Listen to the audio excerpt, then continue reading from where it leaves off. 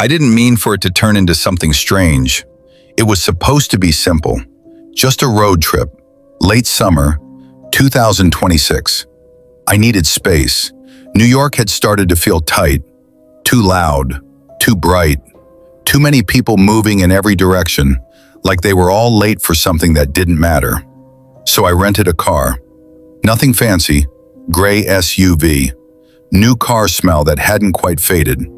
I told myself I'd drive west for a few days. No real destination, just highways, just sky. I left at 11:48 p.m. I remember the time because I posted a story on my socials before I pulled out of the parking garage. Going off-grid for a bit. It felt dramatic. It wasn't. The first few hours were normal. Late-night traffic thinning out as I left the city. Streetlights turned into longer stretches of darkness. Billboards became fewer. Buildings became shorter. Then trees. Just trees. I had music playing low. Windows cracked slightly. The air smelled like wet pavement and gasoline. There's something peaceful about highway driving at night. Your headlights carving a tunnel through darkness. Everything else swallowed by black. You feel alone. In a good way. At first. Around 2:30 a.m., my gas light flickered. Not on, just flickered. I checked the dashboard. Still had over a quarter tank. Plenty. I ignored it. 10 minutes later, it flickered again, then stayed on. I frowned. That wasn't possible. I had filled the tank before leaving. I pulled up the nearest gas station on my phone. It showed one about 8 miles ahead. Open 24 hours. Good. I kept driving. The first weird thing wasn't the station itself. It was the road. The GPS voice had been calm and steady all night, but as I got closer, it glitched. Turn left in, left in, left in, then silence. The map on my screen froze for half a second, then refreshed. The gas station icon was still there. I told myself reception was bad. Remote areas do that. Still normal, still explainable. The station appeared suddenly, bright white lights in the middle of nowhere. Too bright. The kind of fluorescent glow that makes everything look slightly unreal. No other cars, no people, just the hum of electricity. I pulled in. The pavement looked freshly poured, almost too clean. The pumps were modern, digital screens glowing blue. I stepped out of the car. The air felt colder than it should have. It was late summer, but my breath almost showed. Almost. The hum from the lights felt louder outside the car. I stood there for a moment, listening. No crickets, no wind. Just that hum. Swipe my card. The screen read, processing. Then, please wait. Then nothing. The pump didn't start. I tried again, same thing. I looked toward the convenience store windows. Lights on, shelves visible, but no clerk. No movement. I walked toward the door. It slid open automatically. Inside, the air smelled wrong. Not stale, not rotten, just wrong. Like a room that had been closed too long and then opened suddenly. The shelves were stocked. Snacks, drinks, magazines, everything perfectly arranged. Too perfectly. Not a single item out of place. No music playing, no radio, no refrigerator buzz, just silence. I called out, "Hello?" My voice sounded smaller than I expected. It didn't echo, it just died. I checked behind the counter. Empty. I felt watched. That's the only way I can describe it. Not like someone was hiding, more like the room itself was aware of me. The fluorescent lights flickered once, very briefly, and for that split second, the shelves weren't stocked. They were empty. Metal racks, dusty, bare. Then the lights steadied. Everything normal again. I told myself I imagined it. Sleep deprivation, that's all. I hadn't slept much the night before leaving. Your brain does weird things when you're tired, right? I walked back outside. The gas pump screen was black now. Not glowing, just dead. The lights over the station flickered again, harder this time. I got back in the car, started the engine. The dashboard gas light was off, completely off, and my tank showed full. Not 3/4, full. I sat there staring at it. That wasn't possible. I hadn't pumped anything. The car hadn't even made the noise pumps make. I checked my bank app. No charge, no pending transaction, nothing. I looked back up. The gas station lights were gone, completely.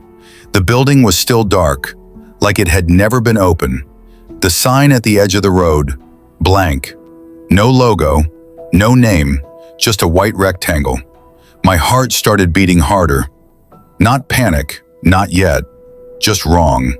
Everything felt slightly misaligned, like the world had shifted half an inch to the left.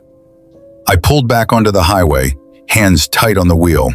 The GPS map no longer showed the gas station behind me, just road, empty road. I zoomed out. There was nothing there. No business icon, no listing, no name. I told myself maybe it had closed recently. Maybe the map was outdated. Maybe. The next gas station showed up 20 miles ahead. I decided I'd stop again, just to prove to myself things were normal, just to reset. The road felt longer now, too straight, too empty. No other headlights, no trucks, no late-night drivers, just me and the dark. I turned the music off.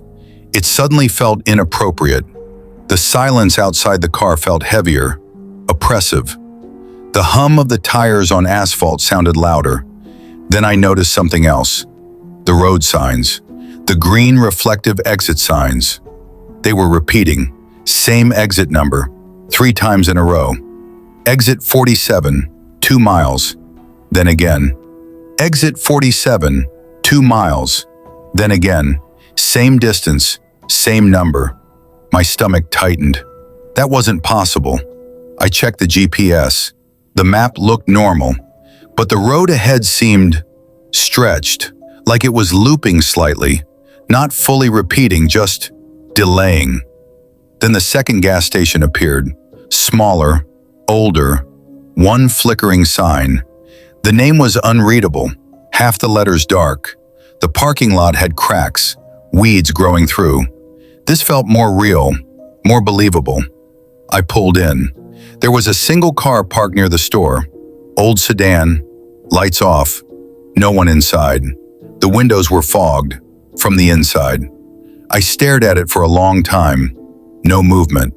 I stepped out slowly. The air felt heavier here, more humid. The buzzing of the overhead light above the pump was uneven. Buzz, pause, buzz.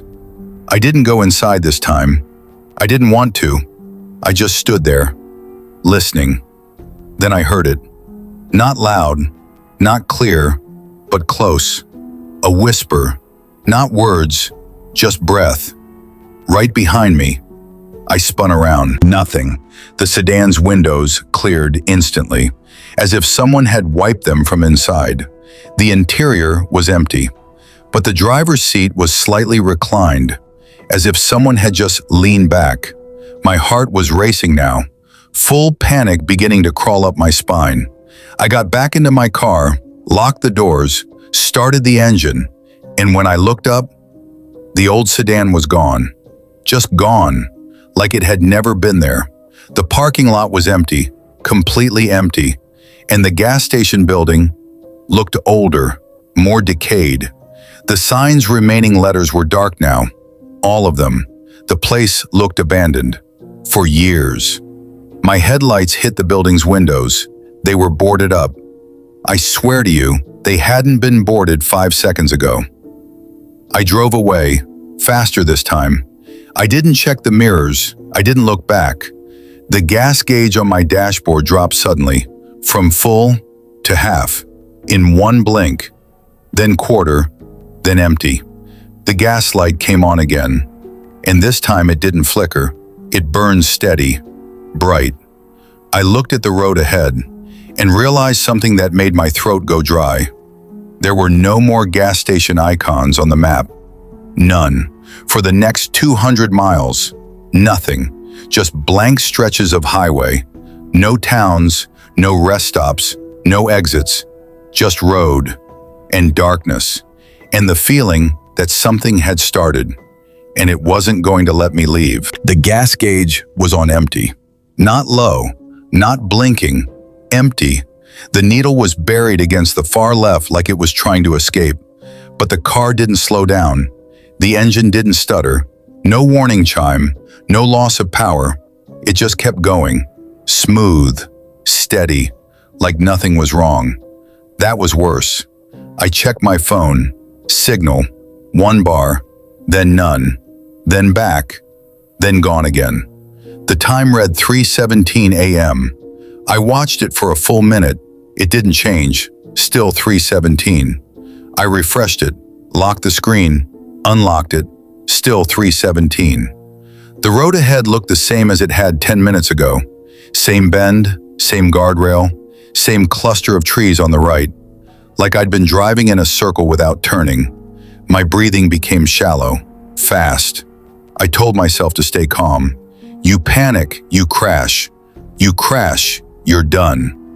Then I saw headlights in the rearview mirror. Finally, another car. I almost laughed. Relief hit me so hard it felt painful. Someone else. Proof I wasn't alone.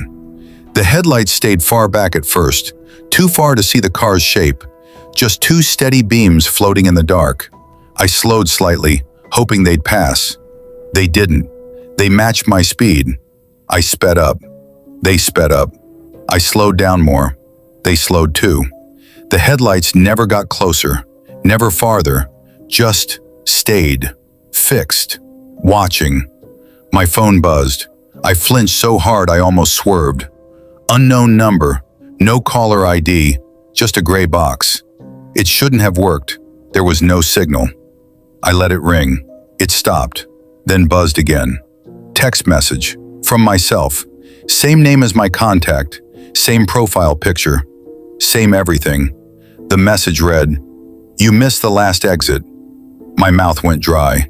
There had been no exit. I hadn't passed anything. I typed back before I could stop myself. "What do you mean?" The reply came instantly. "You weren't supposed to skip it." I checked the time again. 3:17 a.m.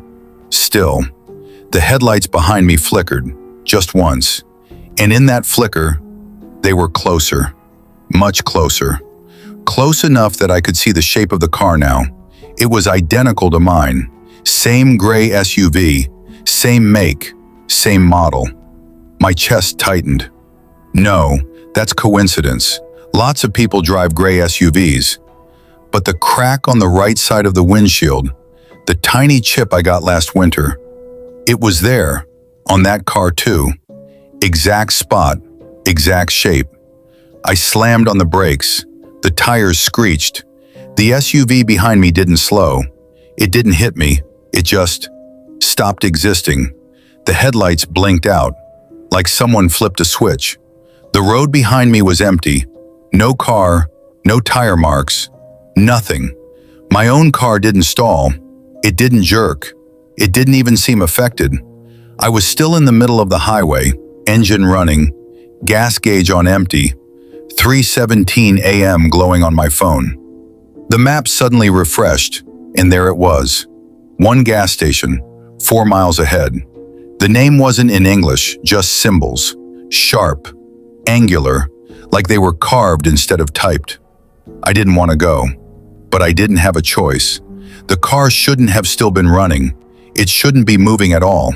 But it was, and it was taking me there. The station appeared out of darkness like the others, but this one was different. No bright lights, no neon sign, just one single overhead lamp flickering over the pumps.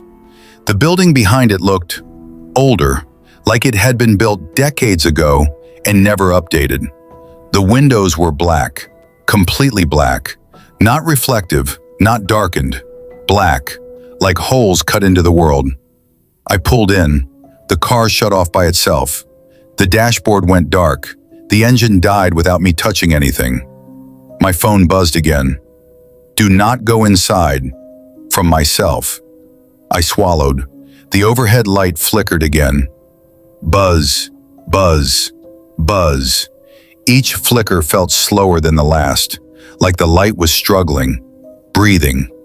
The pump closest to me had a small digital screen. It lit up, on its own. Not blue like the others, red. Just one word, welcome. My heart was pounding so hard it felt like it was shaking my vision. I didn't move. I didn't open the door. The pump screen changed. You're late. The station door creaked open, slowly. No wind, no sound except that low wooden groan. From inside the building, I heard footsteps. Measured, heavy. Not running, not rushed, just walking. Toward the door, toward me. The overhead light flickered harder now, faster, strobing. With every flash, I saw something different in the doorway. First flash, empty doorway. Second flash, a silhouette standing inside. Too tall, head almost touching the top of the frame. Third flash, closer. Fourth flash, right at the threshold. Then darkness. The overhead light went out completely. Total black. The only light left was the red glow from the pump screen. It now read, "Get out." I didn't argue. I shoved the key into the ignition. Turned it. Nothing. Again. Nothing. My breathing became ragged. The footsteps stopped. Right outside the car. Right next to my driver's side window. I could feel it there, standing beside me, but I refused to look. My phone buzzed again. Look at it! From myself. I squeezed my eyes shut. Don't look. Don't acknowledge. Don't make it real. The glass of my driver's window fogged from the outside. Not the inside. Outside. Like something was breathing on it. Slow. Deliberate. I felt a pressure on the roof of the car. Heavy, as if someone had placed both hands flat on top, then leaned. The metal creaked. My ears rang. The pump screen changed again. Final stop. The red glow brightened. Too bright. I turned the key again. The engine roared to life. Suddenly, violently. The headlights flashed on. In that instant, I saw it, standing beside my car. But it wasn't facing me. It was facing the building, like it had been waiting for permission. Its proportions were wrong. Arms too long, head tilted slightly sideways. No visible face, just shadow. When the headlights hit it fully, it turned. Not its body, just its head, toward me. And the face wasn't blank, it was mine. Exact. Perfect. Except the eyes were slightly misaligned, one just a little too high. The mouth stretched wider than it should, like it didn't understand how smiling works. The overhead lights snapped back on. The station was empty, completely. No building decay, no black windows, just a regular gas station. Bright, clean, the pump screen normal, blue, no messages. The engine was running smoothly. The gas gauge showed half tank, not empty, half. I didn't hesitate. I slammed the car into drive and sped out of the lot. The station lights shrank behind me. In the rearview mirror, for just a second, I saw two cars leaving, mine, and another gray SUV right behind it. When I checked the clock again, it changed. Finally, 3:18 a.m. 1 minute had passed, but the sky ahead was getting lighter. Faint gray on the horizon, like dawn. That wasn't possible. It had been 3:17 for what felt like hours. The gas station icon disappeared from the map again. The highway sign ahead read, "Last service is 200 miles." My phone buzzed one more time, from myself. Just 3 words. "You're almost empty." And I finally understood. It wasn't talking about the gas.